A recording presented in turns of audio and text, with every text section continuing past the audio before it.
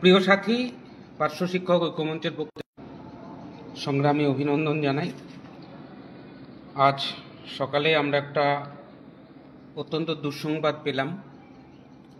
এরকম দুঃসংবাদ যদিও প্রায়ই আসছে, কারণ আমাদের পার্শ্ব শিক্ষকদের পরিস্থিতি অত্যন্ত সঙ্গীন এবং সঙ্গীন হয়ে পড়ছে প্রতিনিয়ত।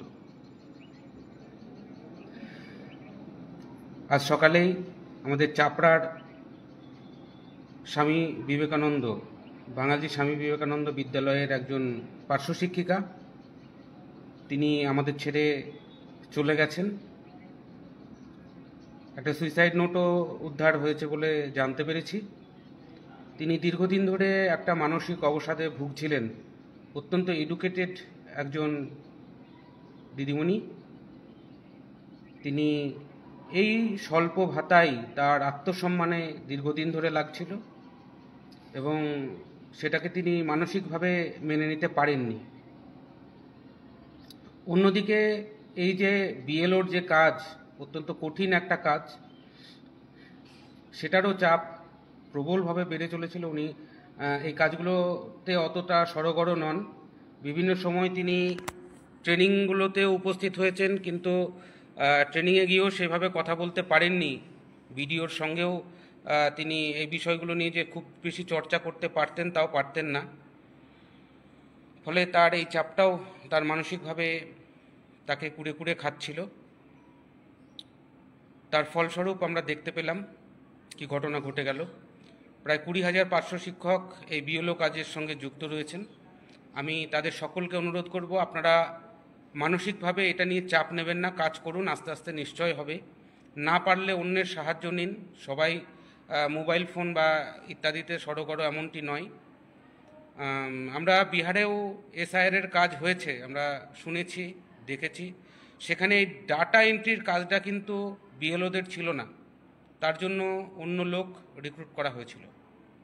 কিন্তু পশ্চিমবঙ্গের ক্ষেত্রে নির্বাচন কমিশনের এই যে কাজের বহর বৃদ্ধি করা এবং চাপ তৈরি করা এবং নির্দিষ্ট সময়ের মধ্যে কাজ শেষ করা, সেই সঙ্গে নতুন নতুন অর্ডার জারি করা।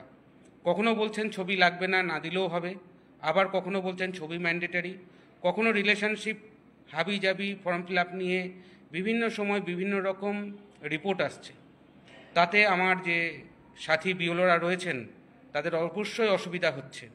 তা আমি নির্বাচন কমিশনের কাছে আবেদন করছি আপনাদের মাধ্যমেই, সোশ্যাল মিডিয়ার মাধ্যমেই, যে অবিলম্বে নির্বাচন কমিশনের এই বিষয়টা ভাবা উচিত এবং বিএলওদের যে কাজের বহর, সেটা যাতে একবারে চাপ সৃষ্টি না হয়, তার ব্যবস্থা অন্ততপক্ষে নির্বাচন কমিশনের পক্ষ থেকে করা হোক। আমরা এসআইআরের পক্ষে, আমরা চাই এসআইআর হোক, সঠিকভাবে ভারতের নির্বাচন তালিকা তৈরি হোক।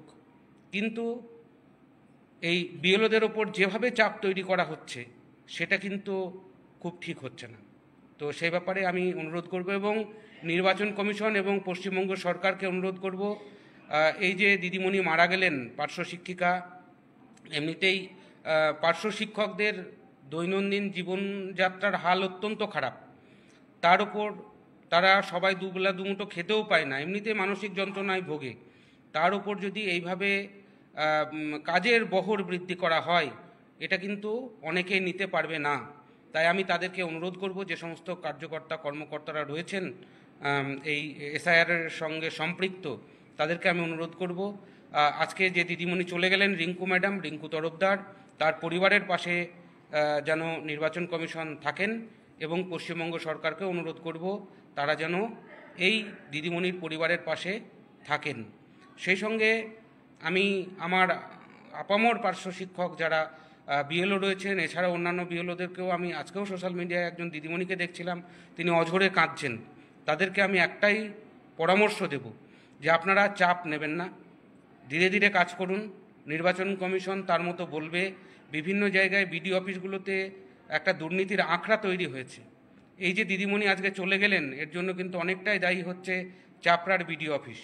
আমি শুনেছি সেখানে যে ধরনের প্রেশার তৈরি করা হচ্ছে, যেভাবে ট্রেনিং করানো হচ্ছে, ট্রেনিংয়ের কোনো মাথামুন্ডু নেই।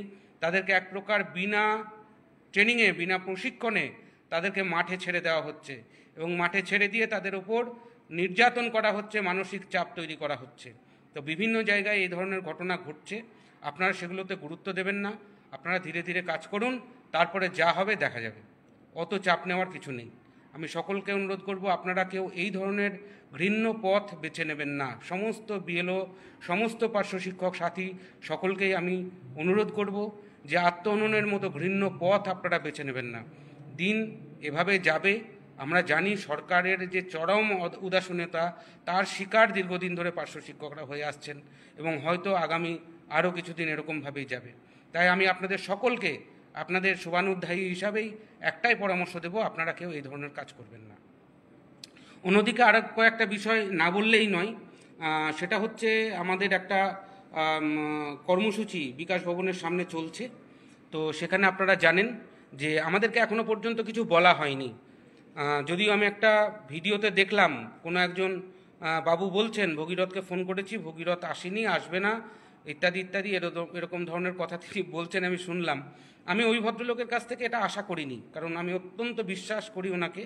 হয়তো কিছু মতপার্থক্যের জন্য আজকে দূরত্ব তৈরি হয়েছে, কিন্তু যাই হোক, আমি যাচ্ছি। আগামীকাল আমরা সবাই যাব এবং অবস্থান মঞ্চে আমরা অবস্থান করব এবং সেখানে অংশগ্রহণ করব, এবং সেখানে গিয়ে সেই যে আন্দোলন কর্মসূচি হচ্ছে সেখানে আমরা যুক্ত হব।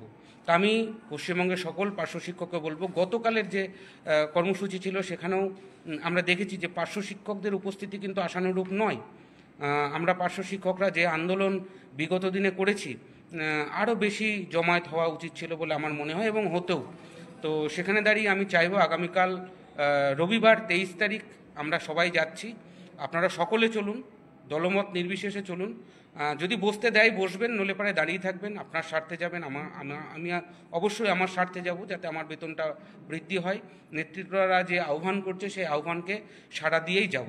ইতিপূর্বেও এই সংগঠনের ডাকে যে কর্মসূচি ইতিপূর্বে হয়েছে সেখানেও বিনা আমন্ত্রণে গিয়েছি, এবং সেখান থেকে আমি অত্যন্ত সুন্দর ব্যবহার তাদের কাছ থেকে পেয়েছি। যদিও এর বেশি তাদের কাছ থেকে আমার কোনো আশা নেই। আর আমি কারোর জন্য বিপদ হতে চাই না, আপদ হতে চাই না।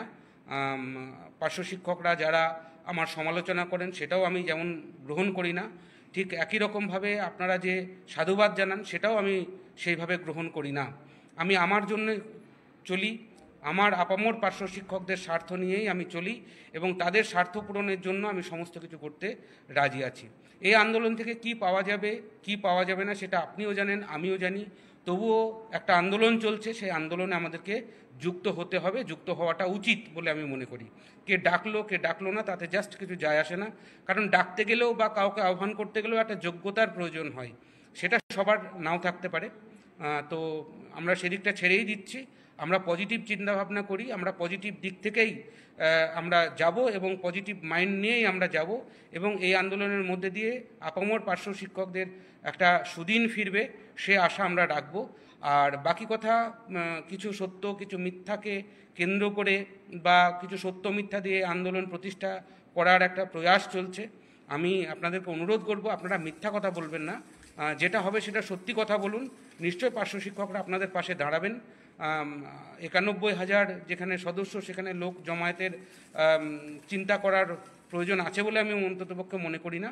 যদি সত্যের ওপর প্রতিষ্ঠা করেন, নিশ্চয়ই আপনাদের এই আন্দোলন সফল হবে এবং